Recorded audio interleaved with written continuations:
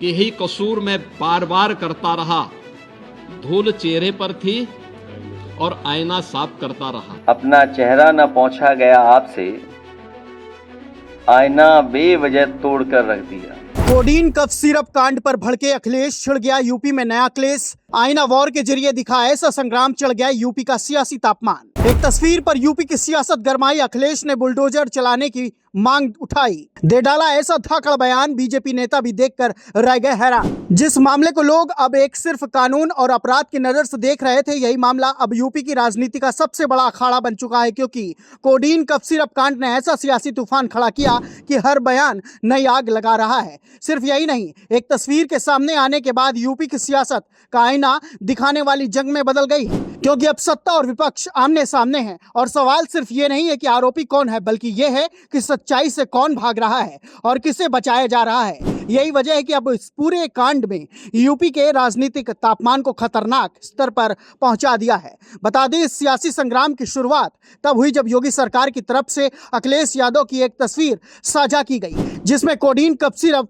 तस्करी का आरोपी और बर्खास्त सिपाही आलोक सिंह के साथ नजर आए। इसी एक तस्वीर के सहारे सत्ता पक्ष ने समाजवादी पार्टी को घेरने की कोशिश की, लेकिन अखिलेश यादव ने भी पलटवार में कोई कसर नहीं छोड़ी। प्रेस कॉन्फ्रेंस में अखिलेश ने ऐसा बयान दे दिया जिसने पूरे सियासी माहौल को हिलाकर रख दिया। उन्होंने साफ कर दिया कि अगर मेरे साथ तस्वीर में दिखने वाला कोई भी व्यक्ति दोषी है तो उसके घर पर बुलडोजर चलवा दिया जाए। यह बयान सिर्फ सफाई नहीं, बल्कि सत्ता को खुली चुनौती थी। अखिलेश यादव यहीं नहीं रुके, उन्होंने सरकार पर सीधा आरोप लगाया कि तस्वीरों के जरिए सपा को बदनाम करने की साजिश रची जा रही है। उन्होंने कहा कि लगता है सरकार के कैमरों पर धूल जम गई है, इसीलिए सच्चाई साफ नजर नहीं आ रही। अखिलेश ने कोडीन कफ सिरप कांड को लेकर केवल राज्य का मामला मानने से इनकार करते हुए इसे अंतर्राष्ट्रीय नेटवर्क से जुड़ा बताया। उन्होंने कहा कि यह बच्चों की जिंदगी से जुड़ा गंभीर अपराध है, लेकिन सरकार आंखें मूंद कर बैठी रही। सवाल उठाया गया कि जिस व्यक्ति पर 2006 में लूट जैसे गंभीर आरोप लगे थे, उसे सिस्टम में सालों तक संरक्षण कैसे मिलता रहा। अखिलेश के इन आरोपों के बाद सत्ताधारी दल भी आक्रामक हो गया। डिप्टी सीएम केशव प्रसाद मौर्य ने सख्त लहजे में बयान देते हुए कहा कि समाजवादी पार्टी और माफिया एक दूसरे के बिना नहीं रह सकते। उन्होंने साफ कहा कि कोडीन कफ सिरप का आरोपी चाहे कोई भी हो, उसे बख्शा नहीं जाएगा।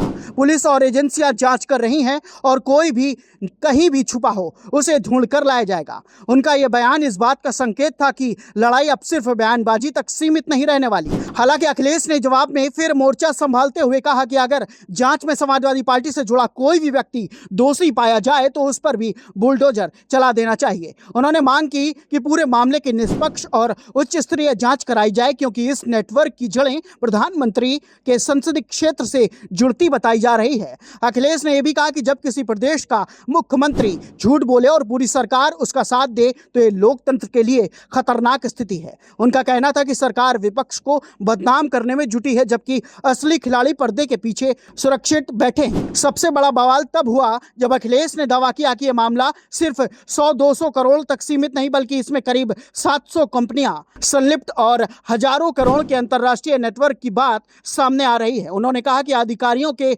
आपसी टकराव और अंदरूनी खींचतान की वजह से कुछ सच्चाइयां बाहर आ रही हैं। यही वजह है कि कोडीन कफ सिरप कांड अब एक केस नहीं, बल्कि यूपी की राजनीति का आईना बन चुका है। सवाल यह है कि इस आईनावार में कौन बेनकाब होगा और कौन बचकर निकल जाएगा। जवाब आने वाले दिनों में मिलेगा, लेकिन इतना तय है कि यूपी के सियासत में संग्राम अभी थमने वाला नहीं है।